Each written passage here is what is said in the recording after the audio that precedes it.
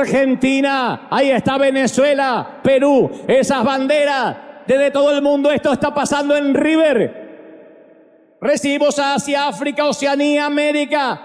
Arriba esa bandera, mirá los campeones del mundo, esa es Costa Rica, pura vida, Colombia, Perú. ¡Aguante! ¡Qué lindo América! Que ese aplauso sea fuerte para recibir al resto del mundo, gente.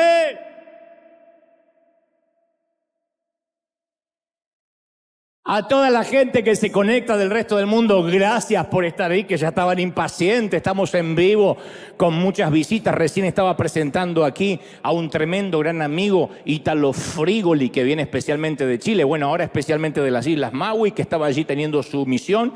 Ponémelo ahí en pantalla, este Ítalo Frigoli y su esposa Jeron. Felices, contentos, orgullosos de este hombre. Como decía recién, al que le copié todos los mensajes. Pero le daba el crédito, le copiaba los mensajes, pero le daba el crédito a Ítalo Frigoli. Y compartimos tantas cosas y es un hombre que estoy feliz de que esté aquí, junto con todo el resto, con la gente que se conecta con el resto del mundo. Ya en un par de días estamos saliendo para Nueva York, para estar allí con la presidente, que es esta conferencia que estamos llevando. Tuvimos hace una semana en Colombia, en Cali, en Medellín y en Bogotá, y ahora nos vamos ahí al corazón, a la Gran Manzana, al Times Square, a Manhattan, a vivir esto. Así que todos los que todavía no se decidieron, falta muy poquito, los espero este próximo jueves, no se lo pierdan. Dicho esto, ayer Misión Graneros se desarrolló aquí cerca, siempre vamos lejos, pero esta vez nos fuimos a Los Ángeles. Tenemos imágenes. Ayer me conmoví al ver este ejército, una marea azul de gente que llegó a Los Ángeles para servir. Ahora van a ver en momentos fotos amplias de todo el equipo que fue a servir. Un calor ayer abrasador. Las lagartijas decidieron no salir para no insolarse. No obstante, nuestro equipo salió a llevar casi unos 500 platos de comida caliente a estas personas que viven en situación de calle en Los Ángeles. Parece increíble que en la Unión Americana, en los Estados Unidos de América, estas cosas sucedan. Ayer cuando publicaban la foto en las redes decían, pero hay gente en la calle viviendo en Los Ángeles. Sí, en todo el mundo hay personas que por su situación documental o por índoles físicas, a veces de salud, o porque huyeron de sus países, cruzaron la frontera. ¿Quién sabe qué historias? Pero esta gente no tiene una comida caliente desde hace meses, me atrevo a decir a veces años, y entonces viven en la indigencia absoluta. Y nosotros llegamos allí para darles poquito de dignidad. Miren el equipo de ayer maravilloso. Esto solo lo logra el Señor. Gracias, River. Yo ayer decía, ¿cómo se logra esto? Y esto se logra cuando hay un equipo donde todo el mundo tiene la cultura de lavar pies, de servir, de no figurar, de estar allí porque no saben ni siquiera si los van a ver, pero fueron muchos con hijos adolescentes. Eso les cambia la perspectiva a nuestros hijos, especialmente a los que fueron criados o están siendo criados en esta parte del mundo, así que en esta costa. Así que gracias por tanta fidelidad. Y ahora sí, esto dura creo que menos de un minuto, pero dicen que a veces las imágenes valen más que 1000 palabras. Esto fue Misión Graneros ayer. Gracias a la marea azul, y esa es tu semilla. Esa es tu semilla. Porque a veces uno muestra lo que hacemos en Cuba, en Venezuela, qué sé yo, en Colombia, pero esto es maravilloso porque es aquí a solamente menos, 50 minutos de viaje en el mejor de los casos, o una hora, y esto está aquí nomás y lo tenemos bajo nuestras narices. Gracias por tu fidelidad, por sembrar y por ser parte de este río que no se detiene. Esto es iglesia. ¿Acaso existe otra manera? No la hay. Así que gracias por sembrar y porque yo sé que todos no pueden ir, pero sí acompañan con su semilla de aquí y el resto del mundo. ¿Estamos listos para lo que Dios nos va a dar, sí o no?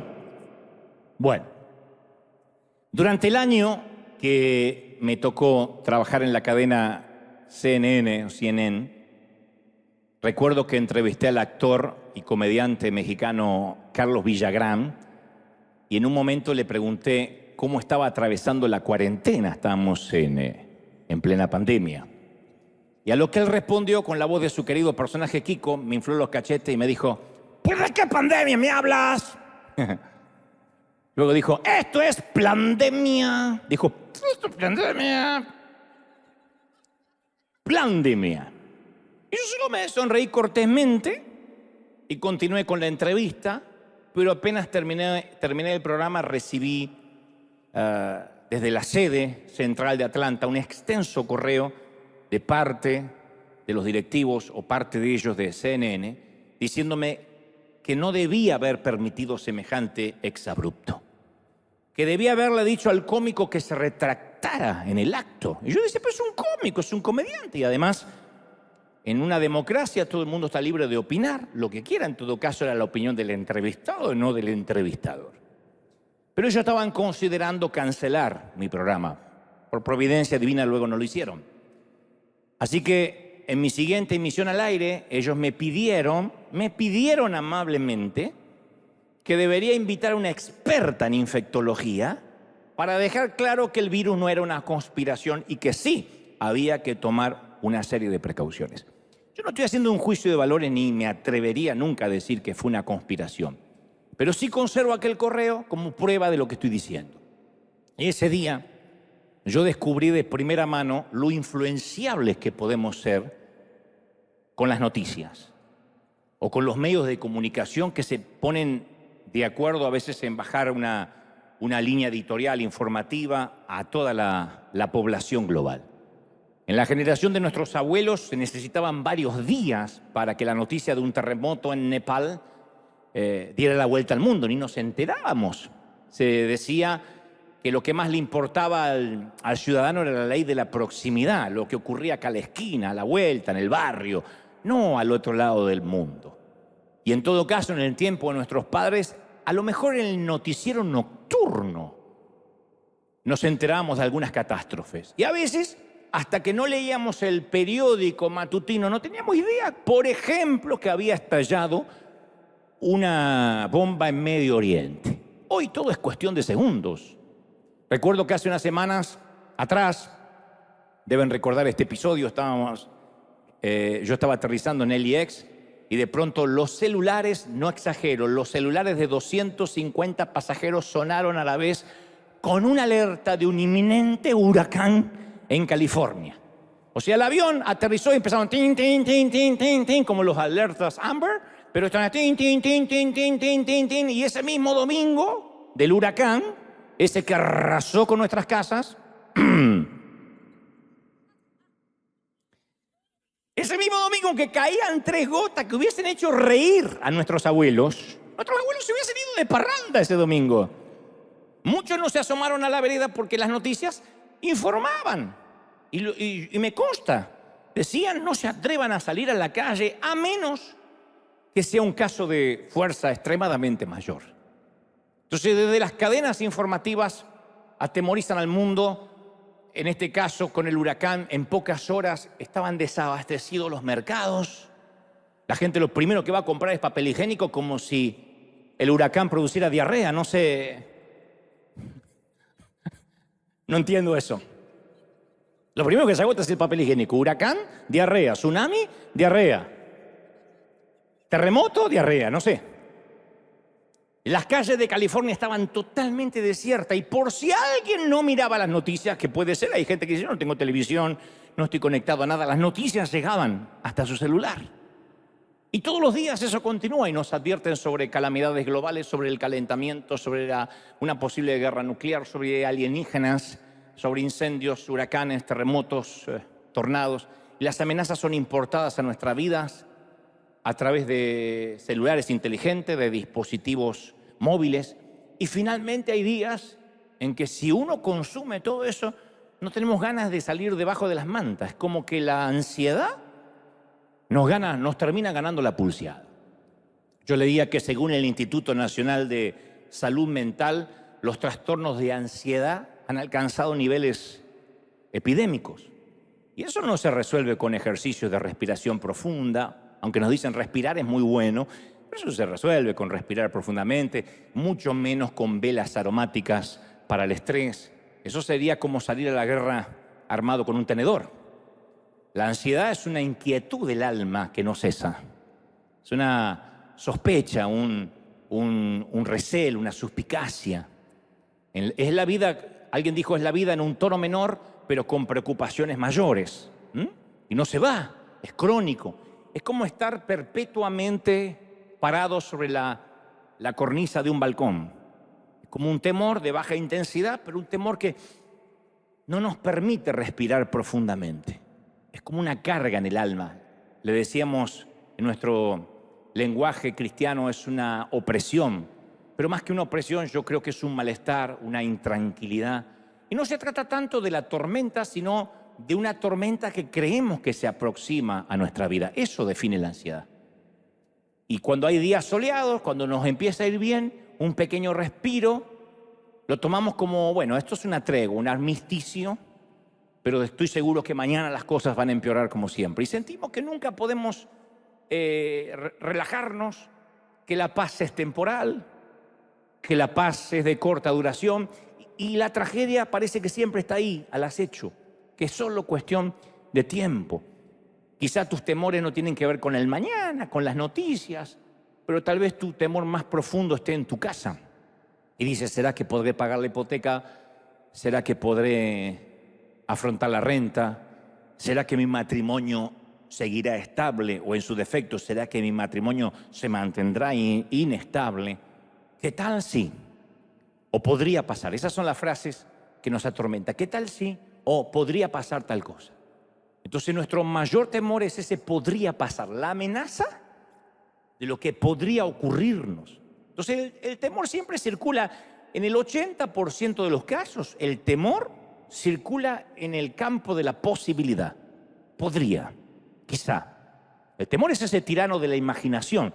Sufrimos más por lo que nos podría pasar que por lo que realmente nos está pasando. Pero siempre el temor se mira a través del espejo borroso del quizás. Entonces la ansiedad y el miedo son primos, pero no son idénticos. Te dicen, bueno, está bien temer algo, temer algunas cosas, porque eso me da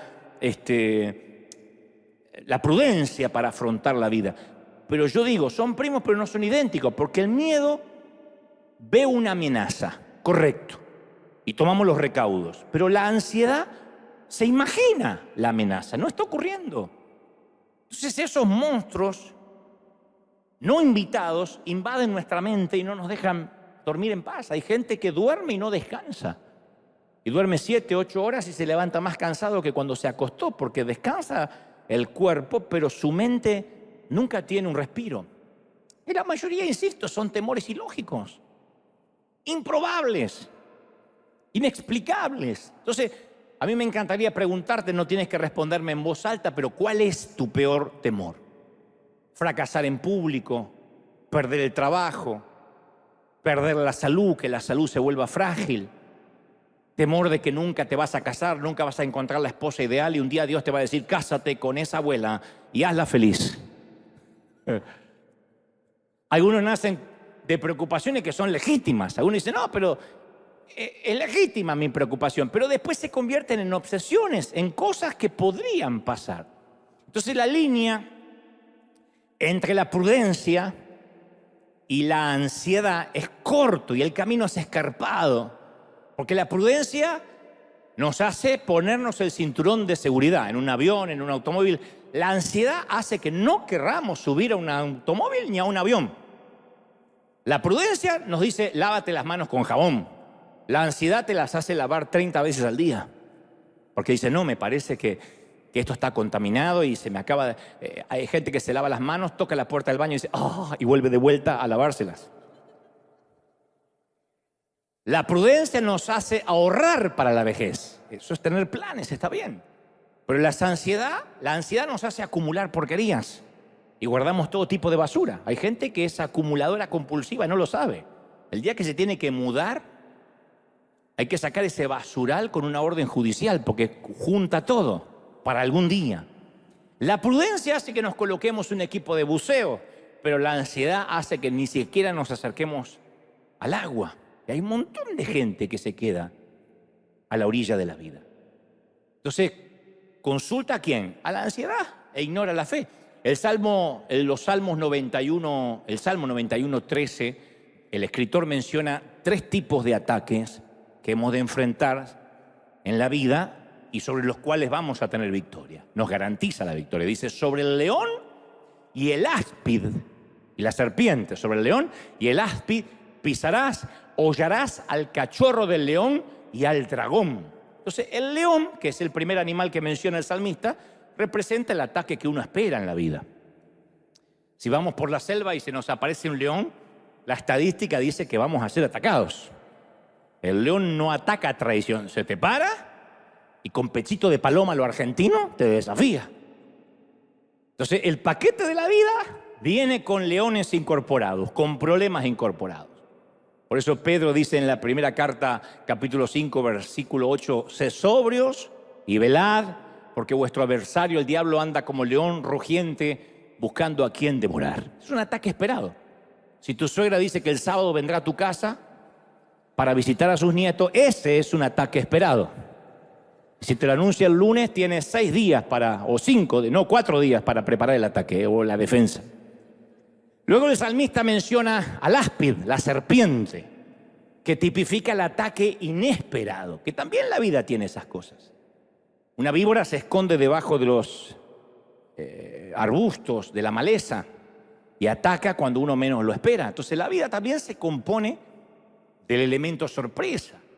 Un accidente, un diagnóstico médico, una relación que se quiebra, una muerte inesperada, una infidelidad. Uno no espera eso, no planifica cuando uno va al altar algún día estar frente a la corte del divorcio. Una suegra que te cae de sorpresa el sábado sin avisar es un ataque inesperado. Yerno, te vengo a visitar. Eso es un ataque inesperado. No la compares con un león, esto es con una serpiente. Nada, pobre serpiente. Pero, y finalmente, el salmista menciona al dragón. El dragón es una figura mitológica. Los hebreos creían que era una criatura serpenteante que vivía en los océanos. Y los mapas de las civilizaciones antiguas tenían figuras de dragones en las aguas desconocidas de entonces. Entonces, mucho antes de Colón, ellos colocaban un dragón, como diciendo, es un agua desconocida y lo más posible es que allí habiten esos monstruos marinos. Entonces, el dragón representa ni el ataque esperado, ni el ataque inesperado. Representa el ataque infundado, el imaginario, el que no existe, pero que más miedo nos da. En este caso, si estás soltero y ni siquiera tienes pareja, tienes miedo que tu suegra venga el sábado. Eso es un ataque infundado. Es el dragón debajo de nuestra cama, cerquita nuestro. Un enemigo íntimo que nos quita el aliento. Es un temor nefasto de que algo está mal y no sabemos qué. Estoy intranquilo y no sabemos por qué. Y nos empieza a envolver como una nube negra. No sabemos de qué viene esa intranquilidad. Una vez supe de un contador que le dijo a su cliente que ya había hecho sus cuentas con el IRS, con el Servicio de Impuestos Internos. En algunos países es Hacienda, en otros países es la FIP, por ejemplo en Argentina. Pero había dicho, mira, ya hice las cuentas con el IRS y te va a llegar una carta donde te van a detallar cuánto es que debes. Y él se le paralizó la sangre, es lo que nos paraliza en este país cuando te dicen te va a llegar una carta del IRS, porque nunca son salutaciones navideñas. Y cuando llegó la carta, no pudo abrirla. Entonces la puso temblando sobre su escritorio y la tuvo ahí 2 semanas, 10 días. Muerto de temor porque decía, ¿cuánto dinero voy a deber? No quiero ni mirar. Porque ¿de dónde lo voy a sacar?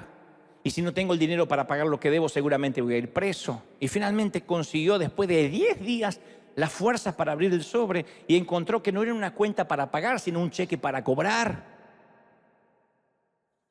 Sucedió que el IRS le debía dinero a él. Yo sé que en otros países, en los nuestros, esto es ciencia ficción. El gobierno no te devuelve nada, dice te equivocaste y bueno, te dejan el crédito para tus nietos.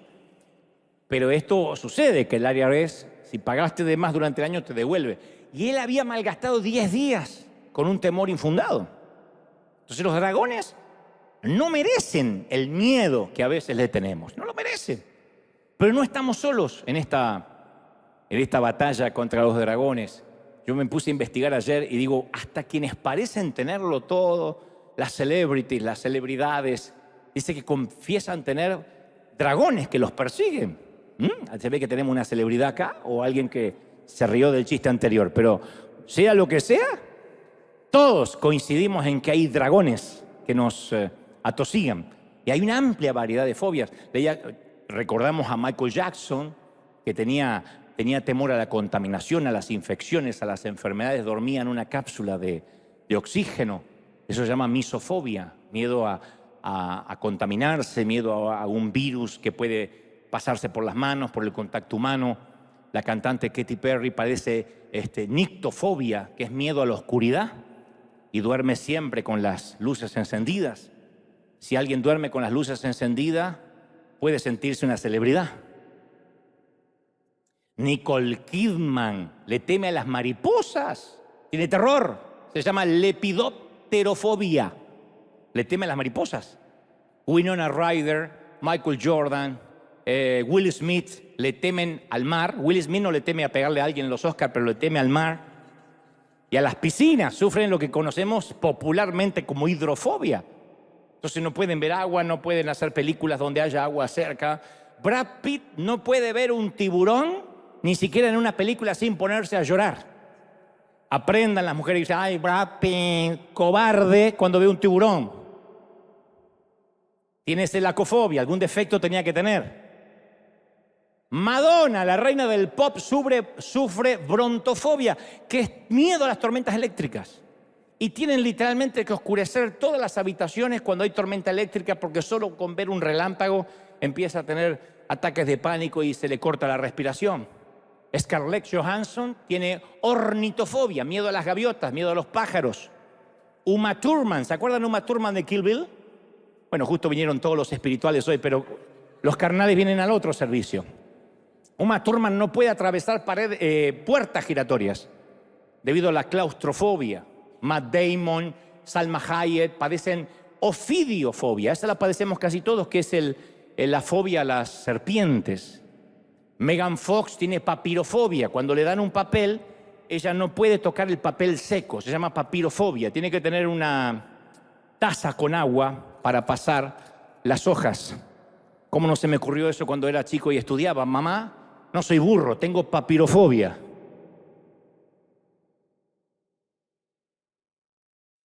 Woody Allen es el señor de la fobia. Tiene fobias sin explicación a las arañas, a los niños, al sol, a los cuartos de hotel, a las salas pequeñas. Leía que David Beckham, todo tiene que estar simétrico en su casa, y si hay un cuadro torcido, el hombre ni siquiera en sus momentos de profesionalismo podía salir a jugar al fútbol.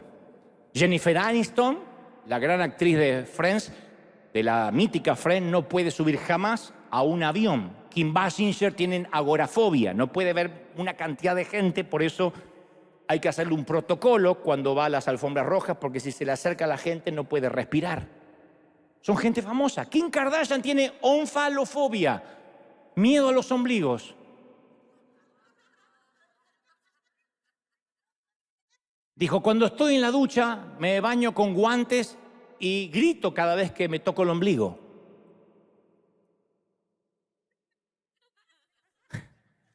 Johnny Depp, además de la nueva fobia de ahora que es a la Amber, tiene miedo a los payasos. Se llama coulrofobia. Y todos los mortales coincidimos en la socerafobia, que es fobia a las suegras. Todos tenemos esa fobia. ¿Qué son? Dragones bajo la cama. Es una exhibición circense de una esclavitud mental. Y las fobias son como los anillos de una serpiente. Mientras más cedemos a ellas, más fuerte nos aprietan. Pero esta gente que acabo de mencionar, puede tratar de evitar las mariposas, los tiburones, las gaviotas, la oscuridad, los payasos y las ex, y hasta los ombligos. Pero hay otras ansiedades que son difíciles de evitar. El temor al fracaso, a la soledad, al rechazo. Son temores constantes y están enclaustrados en la mente. Y la mente es como que luego hace un búnker alrededor, los rodea para que no puedan salir. Todos esos temores a veces pueden devenir en respuestas tóxicas. Inmovilización, hay gente con parálisis en la vida, con retraimiento, con pasividad, con depresión, con trastorno psicosomático, con enfermedades mentales que no resisten análisis clínico. Por eso yo siempre suelo preguntar, ¿qué te inmoviliza? ¿Qué es lo que dice? No, eso es una línea que no cruzo. ¿Qué es lo que te roba el gozo? Porque el enemigo no puede robarte la salvación, pero te puede robar el gozo de la salvación. Como David bien lo expresó, devuélveme el gozo. Quiero recuperar el gozo de la salvación. No puede robarte el matrimonio, pero puede robarte el gozo del matrimonio. No puede robarte los hijos, pero puede robar la felicidad de criar hijos. Entonces, ¿qué es lo que te quita el sueño por la noche? La sede central del temor, su ciudad capital, siempre es el futuro. Nunca es algo que podemos resolver hoy, es lo que está más allá. Todos los acontecimientos de nuestra vida ocurren en dos marcos de tiempo, pretérito, pasado y futuro, porque el presente es una fuga continua, infinitesimal, que cuando la queremos agarrar ya es pasado, hace un minuto ya es pasado. Entonces, antes que lo definamos ya es pasado. Pero a veces nos olvidamos que nosotros somos los que vivimos dentro de una cápsula del tiempo. Dios, que creó la cápsula del tiempo, Dios no vive dentro del tiempo, vive fuera del tiempo. Y el Dios que vive fuera del tiempo, que conoce nuestro futuro, que conoce nuestro pasado, obviamente conoce nuestro presente, dice más de 300 veces en la Biblia, no temas. Es el mandamiento que se repite con más frecuencia, no tenga miedo. Él dijo que vino a proclamar libertad a los cautivos, y cuando hablaba de los cautivos también hablaba de los que por alguna razón somos prisioneros de ese temor. No temas. Yo no sé si sabías, pero todos tenemos un par de amígdalas cerebrales. Si alguno no tenía, la puede empezar a estrenar a partir de ahora, ¿no? Son dos conjuntos de circuitos neuronales en forma de almendras que funcionan como un sistema de alarmas. Eso viene de nacimiento. Y gracias a las amígdalas cerebrales retrocedemos en el borde de la vereda cuando un auto pasa de golpe. Un auto toca bocina y retrocedemos. Eso lo produce las amígdalas cerebrales. O vemos que viene un pelotazo en nuestra dirección y agachamos la cabeza, ¿no? Para que no nos toque. O nos agarramos del pasamanos rápido cuando vemos que nos estamos por caer de las escaleras. O cerramos las ventanas y nos quedamos en silencio cuando el sábado apareció la suegra y simulamos que no hay nadie. Entonces, el sistema nos alerta incluso antes de pensar que estamos en peligro. Entonces, ¿qué hacen las amígdalas cerebrales? Estimulan una reacción antes que sepamos que hace falta una. Y todo nuestro cuerpo reacciona. Entonces, nuestras pupilas se dilatan ante el peligro. Aumenta nuestra visión, respiramos más rápido, aumenta la adrenalina, las pulsaciones aumentan, salen fuerza donde no teníamos. Llega más sangre a nuestro sistema, pero no obstante, nadie quiere un sistema de alarma en su casa que empiece a sonar con una ráfaga de viento, con el ladrido de un perro del vecino. Vieron que hay autos así, molestos, porque alguien pasó por al lado. No queremos ese sistema de alarma en nuestros hogares, pero tampoco lo queremos en nuestra cabeza. Pero hay temporadas que vivimos con nuestro sistema de alarma mental sonando todo el tiempo y no hay razón. Son dragones, no hay razón. Vemos un lunar, cáncer. Seguro que es cáncer. A lo mejor te tienes que bañar más seguido, no sé. No te toques el ombligo como la Kardashian, pero báñate. Nuestro hijo tarda en llegar y ya pensamos que en cualquier momento o nos llaman de la policía, del hospital o de la morgue para que vayamos a reconocer el cadáver. Nuestra pareja textea con alguien y ya imaginamos que nos está engañando. Entonces no podemos vivir en esa alerta máxima pensando que todo va a empeorar en el próximo minuto. Porque a eso, por definición, etimológicamente se le llama estrés. Eso es el estrés. ¿Y qué deviene del estrés? La presión arterial, la insuficiencia coronaria, renal, diabetes, obesidad, disfunciones sexuales. No podemos decir, bueno, Dios sabe todas las cosas. Más de uno llega al cielo y Dios dice, yo no te llamé, te viniste por motu propio. Con el estrés que tenía, raro que no apareciste 20 años antes. Es así. Entonces, Dios creó nuestros cerebros para reabastecerse con los mismos tranquilizantes naturales que Él nos da desde la creación, que es la dopamina y la serotonina. Entonces son como tranquilizantes naturales, no hace falta empastillarse. Pero la ansiedad hace que el cerebro nunca se pueda reiniciar, nunca se pueda calmar. es como una computadora o un celular que nunca se apaga y lo que es peor, que nunca se reinicia, nunca se recarga. Entonces siempre la mente está encontrando algo nuevo para preocuparse.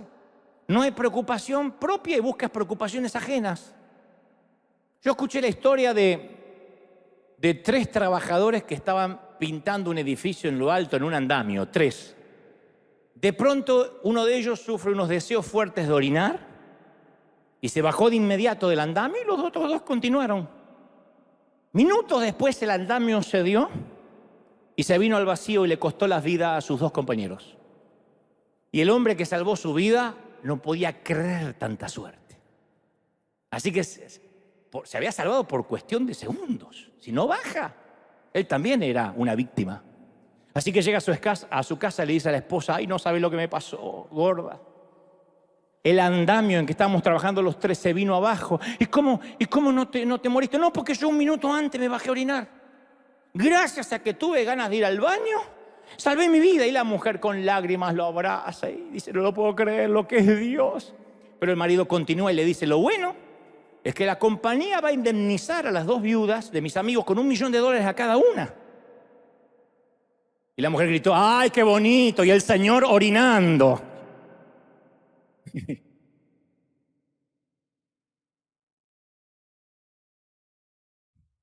Eso es encontrar un problema, incluso en cada milagro, ¿no? Y cualquiera pensaría que los cristianos estamos exentos de la ansiedad. Que decimos: no, yo soy cristiano, no tengo que tener ansiedad. Y nos han enseñado que la vida cristiana es una vida de continua paz. Y cuando no sentimos paz, asumimos que hay algo malo en nosotros, que Dios nos dejó, o que Dios retiró su favor. Entonces no solo nos sentimos ansiosos, sino que también nos sentimos culpables por sentirnos ansiosos. Ahí es cuando aparece la frase: y algo habrás hecho. Algo habrás hecho para que pierdas la paz. Entonces sentimos no solo la ansiedad, sino la culpa de ser ansioso. Entonces no dejamos de congregarnos o dejamos de orar porque nos sentimos culpables por sentirnos así. Y Pablo, que no estaba ajeno a esta realidad, el apóstol dice: no se inquieten, en Filipenses 4:6, no se inquieten por nada. No se pongan ansiosos por nada, dijo Pablo. No dijo: inquiétense lo menos posible, lo prudente. O inquiétense solo los lunes. Pablo dijo: no está dando ningún margen de ansiedad, no te inquietes por nada. Y muchos de los de mi generación tratamos con la ansiedad continuamente, tenemos que luchar con ese fantasma porque está en nuestro sistema de creencias. Hagan memoria, no solo de mi edad, tengo 30 y pico, pero hagan memoria a los que tienen un poquito más. Nuestras madres minimizaban cualquier buena noticia con una buena dosis de realidad. Así eran las madres de antes.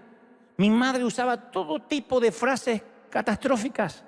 Mi madre era como todas, una buena mamá, controladora, psicópata, como todas las mamás. Y cuando ella decía algo, a su lado, Nostradamus a su lado era Dora la exploradora, porque mi mamá rechazaba la felicidad como si su corazón fuera de teflón. Entonces, siempre para ella la felicidad era sospechosa. Deja de reírte como un bobo, que el que se ríe mucho la noche llora, decía la vieja. Ríanse, ya los voy a escuchar llorar. Mirá la profecía que te daba. Ni en enlace te dicen eso. Y ella siempre cuidaba que no tuviéramos un exceso de felicidad. O me profetizaba: sigue jugando, se te va a partir la cabeza, ya te vas a caer, mamá no se equivoca, te vas a caer. Y tarde o temprano se le cumplía. O encontrábamos una vecina, mi mamá iba caminando conmigo y una vecina decía: ¡ay, Nelly! ¿Pero cómo creció esta criatura? ¡Está enorme! Y sí, ellos cada vez más grandes y nosotros más cerca de la tumba. Para que quede claro que mi felicidad era su muerte. Mamá, no sabes cómo me divertí con mis amigos. Disfruta ahora que puedes. Algún día cuando tengas hijos vas a ver lo que es el sufrimiento. Peor que un pastor pentecostal, peor. Menos mal que Pablo no era como mi madre. En Filipenses 4:4 él escribió: alégrense siempre en el Señor. Insisto, alégrense. Luego aclara y agrega: no se inquieten por nada, más bien en toda ocasión con oración, con ruego, presenten sus peticiones delante de Dios dando gracias, y la paz de Dios, que sobrepasa todo entendimiento, cuidará sus corazones y sus pensamientos en Cristo Jesús. Es maravilloso, ¿o no? Esas palabras, tan solo esas palabras ya nos alejan de la cornisa. Eso es lo que yo te recetaría hoy. Esas palabras de Filipenses, de Pablo a los filipenses, a la iglesia de Filipo. Entonces la voluntad de Dios no es que vivamos ansiosos. Él nos creó para mucho más que una vida de angustia, una vida que nos roba el aliento, las fuerzas del mañana, que nos divide la mente.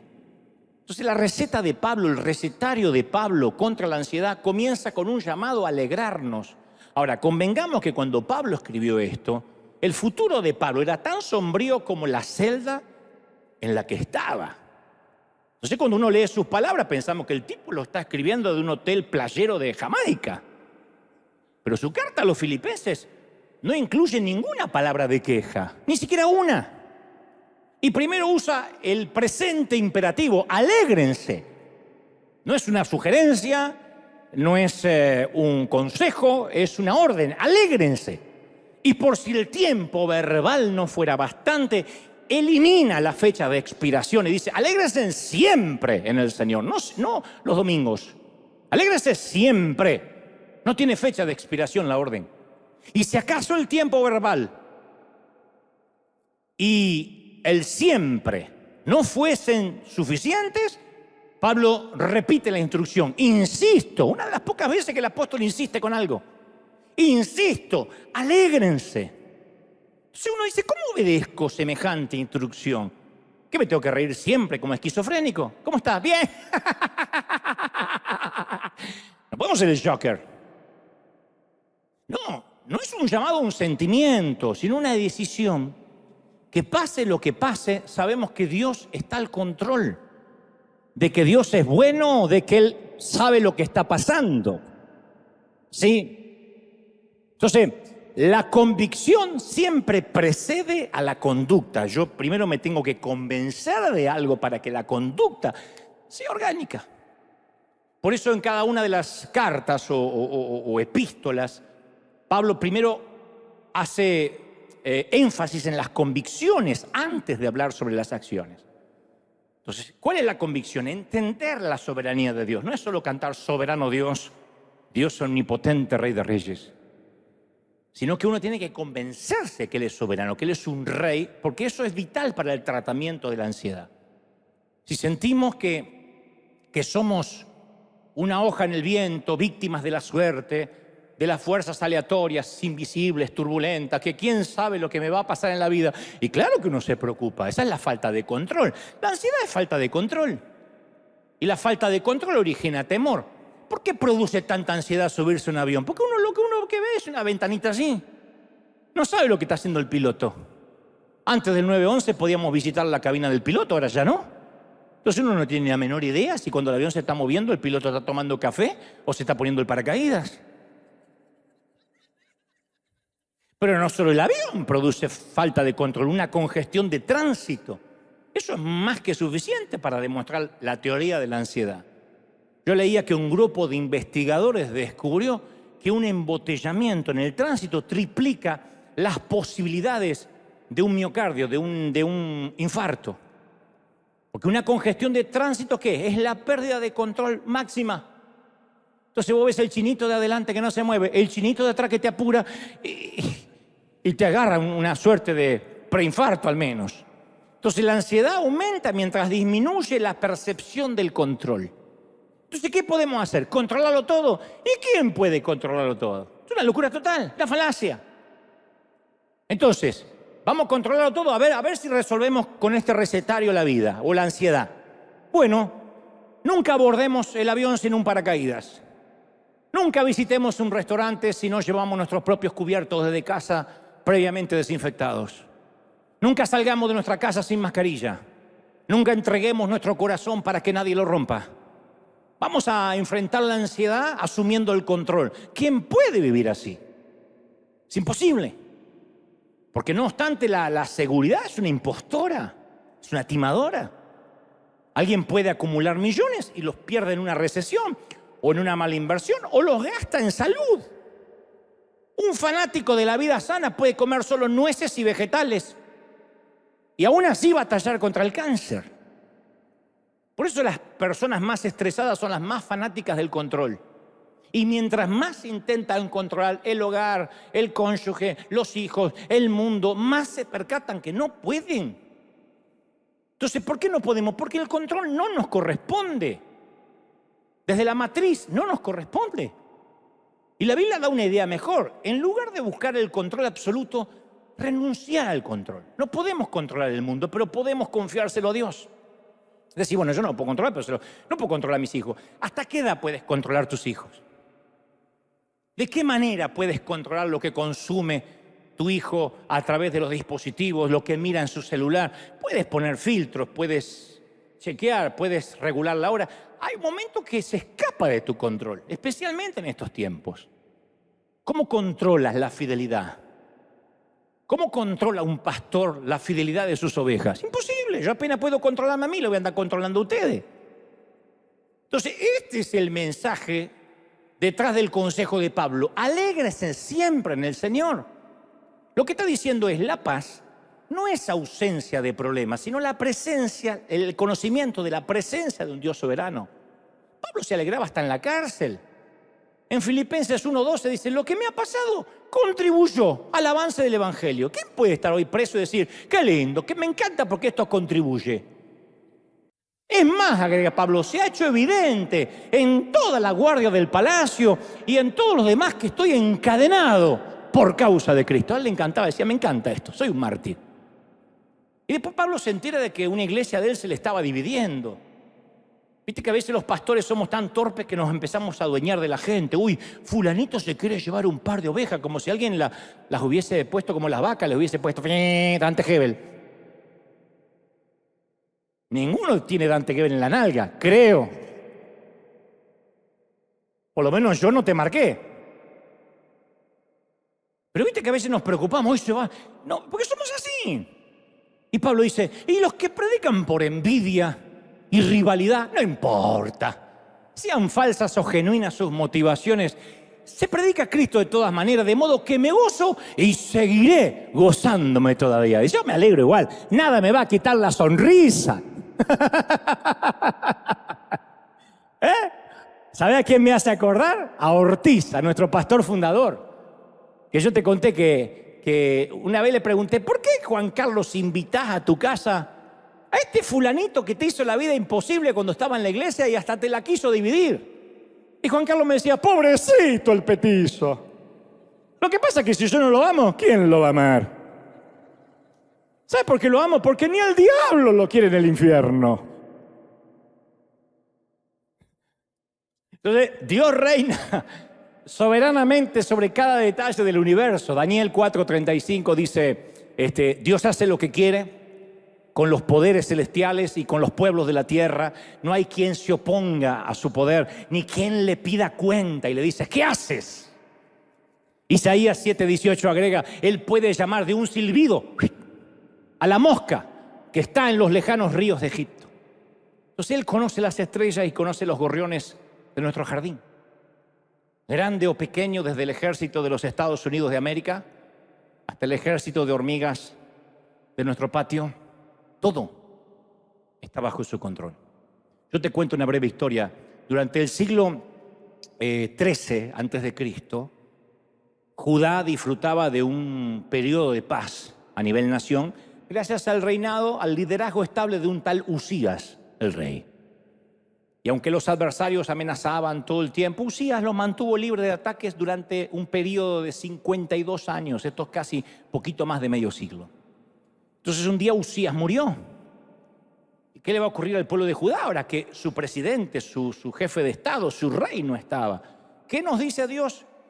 ¿Qué es lo que pasa cuando el guión de nuestra vida cambia inesperadamente, cuando el infortunio se hace un compañero de cuarto? Bueno, el profeta Isaías da un recetario, escribe la respuesta. Dice, en el año que murió el rey Usías. Se nos pasa ese detalle, parece que es un tema menor o simplemente nos quisiera ubicar en tiempo y espacio geográfico e histórico, pero él está diciendo, en el año que murió el rey Usías, yo vi al Señor, a Dios excelso y sublime, sentado en su trono, las orlas de su manto llenaban el templo.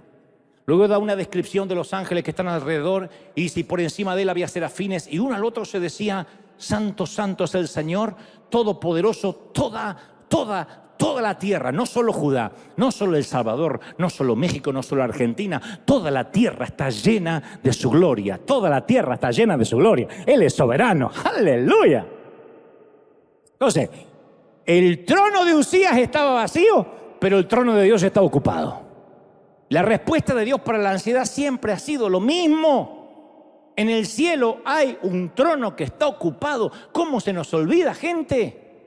Entonces, ¿cuándo disminuye nuestra ansiedad? Cuando aumenta la comprensión, la convicción de que Dios está al control. No hay nada que te va a pasar que Dios no sepa. Y si Dios sabe que te va a pasar, ¿qué podría impedirlo? Si Dios solo con arquear una ceja, 1.000.000 de ángeles correrían a tu ayuda. Él no necesita asesores, no necesita un congreso, no le rinda cuentas a nadie. Él es el comandante en jefe de las Fuerzas Armadas del universo.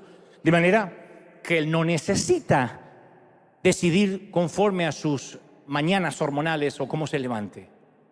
Entonces solo el miedo puede derrotar nuestra calidad de vida. La calidad de vida que vas a tener la va a determinar el miedo, la cantidad de miedo que tengas.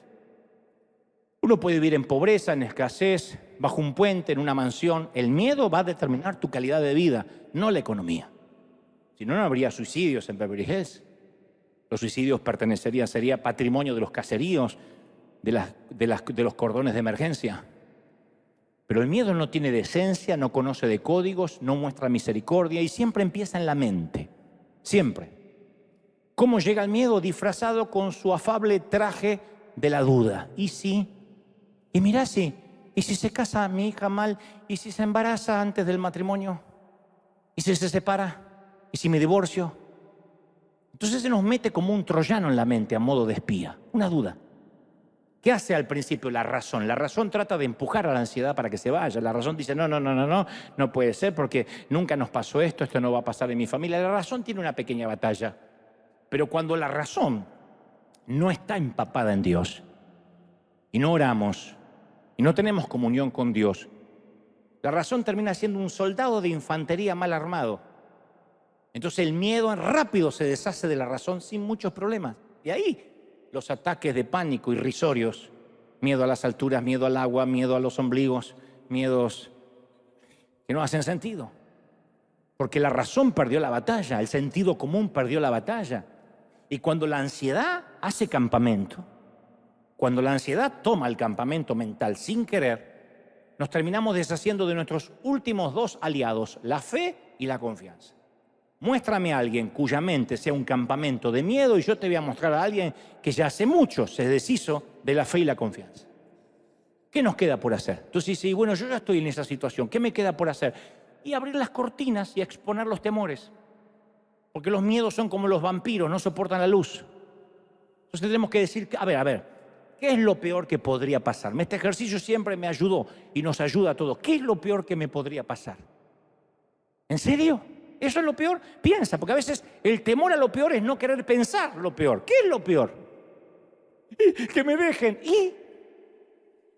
No va a ser la primera, ni la última. Ay, es que mi hijo un día caiga por mal camino. ¿Y? Bueno, pues no me voy a alegrar por eso. No digo que te alegres por eso, sino que te alegres a pesar de eso, dijo Pablo. ¿Eso es lo peor? ¿Dios no sabe acaso que tu hijo va a pasar una temporada de rebeldía? ¿O no te acuerdas cuando era joven? ¿O crees que vino de Krypton tu hijo? Ay, no, es que mi tiempo eran otros tiempos. Tu abuela no pecabas por falta de recursos, nada más que eso. Yo no era más santo, yo no pecaba por falta de recursos, no sabía dónde pecar. Se paraba en la iglesia y decía, hermano, caí en pecado en un lugar para adultos. Todos decíamos, ¿dónde? Detalles, acá queremos detalles, para que Dios limpie tiene que ser detalles. Yo no teníamos idea. Cuando dice, ¿qué es lo peor? Ahí cuando dice, diablo, ¿de verdad eso es lo mejor que tienes? ¿De verdad?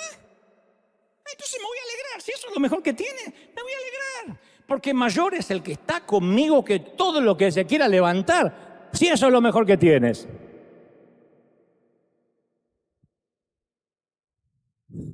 Dicen que cierta vez el diablo, Lucifer, se le apareció amenazante a los pies de la cama de un piadoso ministro y lo despierta.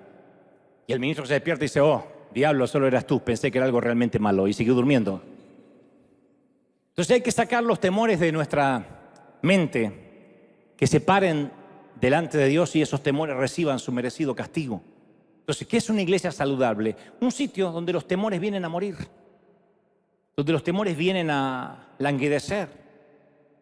Los herimos con las escrituras, los derretimos bajo la confesión, decir, este es mi miedo. Los extinguimos bajo la catarata de la adoración, de la búsqueda del Señor. Algunos ven problemas y se retuercen las manos. Nosotros vemos los problemas y doblamos las rodillas. Entonces tenemos que atrevernos a creer cuando Dios dijo, y sabemos que los que aman a Dios, todas las cosas. Menos mal, pensé que tenían menos Biblia que una mezquita. Gloria a Dios. Hace poco estuve en la gira y alguien me dijo, yo no me doy por vencido, como dice la Biblia. Luis Fonsi, 3:16.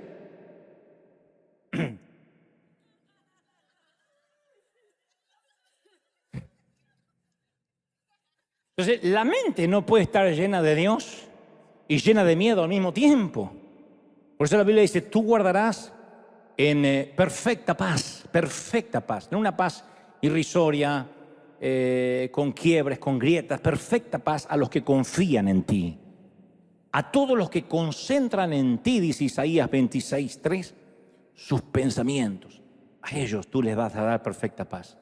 Jeremías en el capítulo 17 y el versículo 7 agrega, bendito el hombre, que confía en el Señor y pone su confianza en Él, porque va a ser como un árbol plantado junto a las aguas que extiende sus raíces y hacia la corriente, hacia la humedad. No teme que llegue el calor, sus hojas nunca están vacías. En épocas de angustia, de sequía no se angustia. Y bien vale el fallido, en épocas de angustia no se pone seco. Nunca deja de dar fruto. Siempre se alegra en todas las temporadas. Una vez yo te conté que hace muchos años hice una gira por México y para llegar a ciertas ciudades de México el anfitrión puso un helicóptero a mi disposición, que en ese entonces salía de lo que era el Distrito Federal, actualmente Ciudad de México. Íbamos a un aeropuerto contiguo del Aeropuerto Internacional de México. Y siempre contratábamos al mismo piloto, muy experimentado. El helicóptero se llamaba Tango, no me olvido más. Y la segunda vez que volé con él empezamos a sentir disparos. Te colocan algo aquí en los oídos para que el ruido del motor no te obnubile, no te deje sordo, pero uno puede escuchar lo que pasa alrededor, fuera del helicóptero. Y empezamos, pa, pa, pa. Y el piloto hizo, híjole, no manches. Y me mira y dice, esto se puso gacho. Digo, ¿qué son? ¿Qué son? ¿Narcos? Pero tranquilo, no nos disparan a nosotros, creo. Esto para mi compadre, seguro. Si no, ya estábamos abajo. Todo lo que decía para calmarme me hacía peor. Toma el intercomunicador y dice, aquí Tango, llamando a Torre. Confírmeme para quién es el plomo.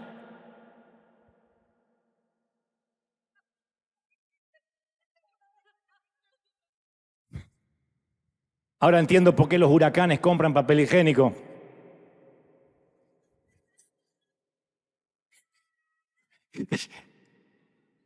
Y le pregunto, y digo, ¿está todo bien? ¿Está todo bien? Si usted se altera es peor. Y me dijo una frase que me dijeron que no es una grosería, pero para mí me sonó así, me dijo, bájale de huevos.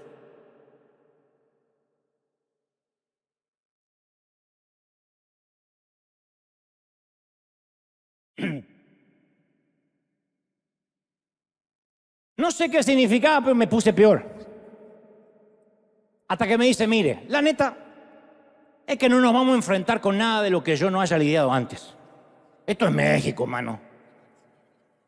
Confíe en mí, disfrute el vuelo, respire hondo, carnal.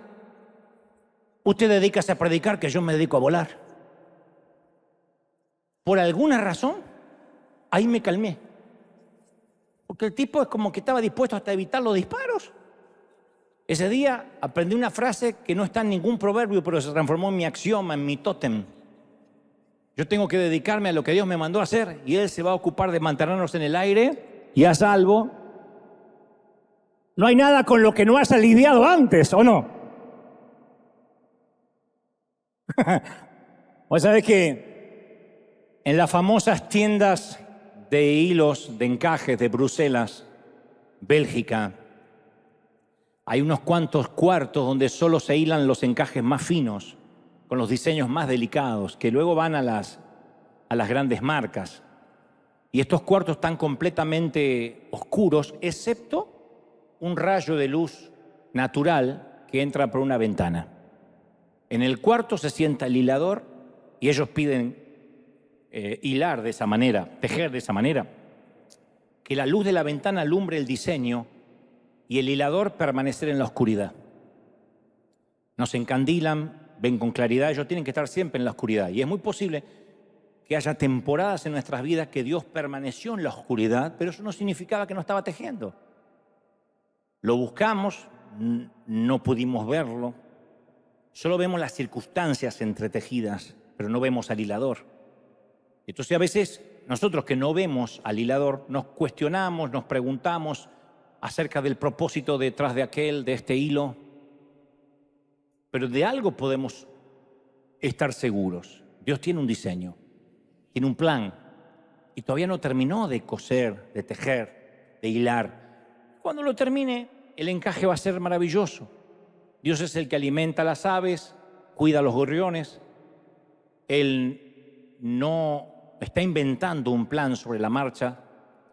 Dice la palabra, el Dios Altísimo, dice Daniel 5:21, el Dios Altísimo gobierna los reinos del mundo y designa a quien Él quiera para los que tienen que gobernar, lo que hablamos el domingo pasado. Dios es el único que juzga, dice Salmos 75:7. Dios es el único que juzga y Él decide quién se va a levantar y quién se va a caer. ¿Cuántos verbos fuertes? Dios gobierna, Dios juzga, Dios hace. Cada una de esas palabras confirma la existencia de un arquitecto, la existencia de planes celestiales, y sus planos nos incluyen. ¿Cómo nos ama el Señor? ¿Cómo te ama el Señor? Entonces el miedo, como dijo un querido orador, nunca escribió una sinfonía, nunca escribió una prosa ni una poesía, nunca negoció un tratado de paz. El miedo nunca sanó una enfermedad, nadie dijo gracias al miedo me sané. El miedo nunca sacó a una familia de la pobreza, ni a un país de la intolerancia, ni a una iglesia del legalismo, nunca salvó un matrimonio, nunca reflotó un negocio. El valor sí lo hizo, la fe, caramba, la fe sí que la hizo. Entonces, reconocer la amenaza, decir esto es algo que atemoriza y viene contra mis hijos, contra mi familia, es una cosa, pero hacer que el miedo nos defina, eso no. No estamos hechos de eso, gente. No estamos hechos de miedo para que el miedo nos defina. El miedo es un instinto básico de supervivencia, siempre y cuando esté dentro de la geografía de lo racional. Pero los dragones bajo la cama aparecen cuando el poder de Dios y el miedo no entran en contacto. Cuando nunca llevaste ese pensamiento a la luz, no abriste las ventanas y dijiste, Señor, este es el miedo. Apenas entran en contacto con Dios, se derriten. No hay por qué preocuparse. Por eso el salmista nos regala estas maravillosas palabras del Salmo 91. No tengas miedo de los temores de la noche, ni la flecha, la saeta que se dispara durante el día. No tengas miedo a la enfermedad que acecha en la oscuridad o que proviene de un diagnóstico médico, ni a la catástrofe que puede estallar al mediodía. Aunque pueden caer 1000 a tu lado, 10.000 a tu alrededor, esos males no te van a tocar. ¿Por qué pensamos que ese es un salmo de menor categoría? No te va a tocar. Y si te toca, ¿qué podríamos hacer? Hay una hora en que los dragones tienen que saber que en el cielo hay un trono que está ocupado y que Dios está al control. ¿Sí o no?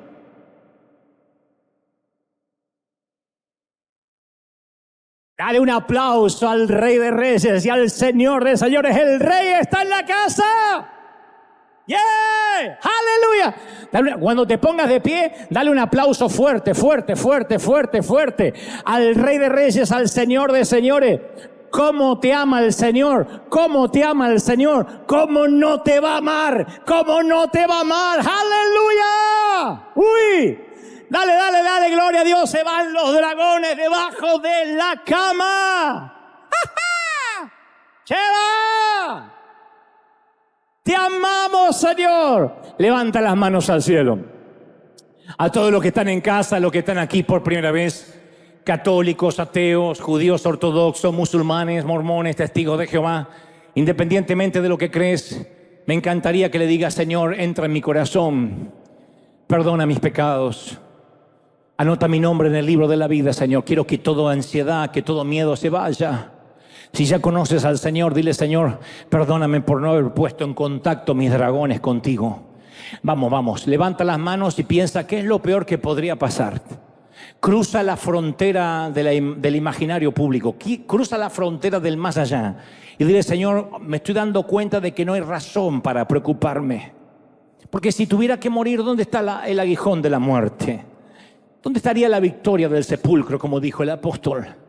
Si tuviera que estar enfermo una temporada, bueno, Dios sabe, este cuerpo se mantiene y se sostiene por la fidelidad de Dios, y Dios dice hasta aquí, es porque hasta aquí.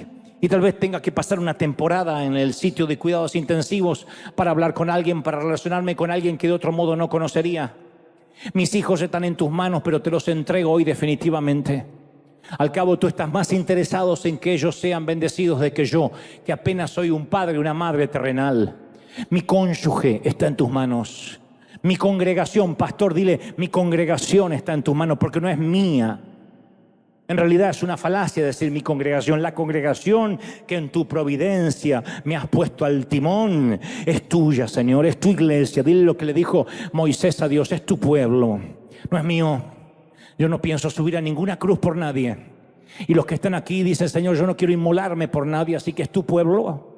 Porque a veces oramos como que tuviésemos más cargas por las almas que el mismo Dios.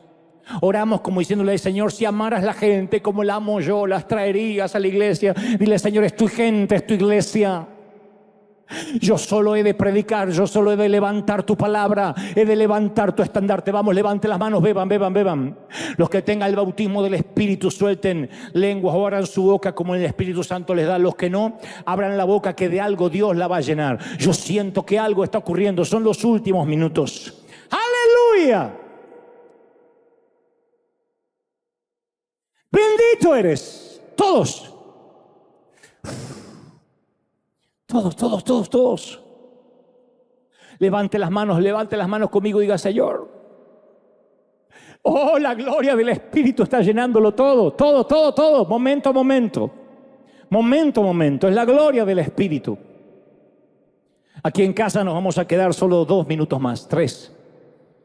Pero yo voy a despedir a todos los que están del otro lado, en Asia, en África, en América, en Oceanía, en Europa.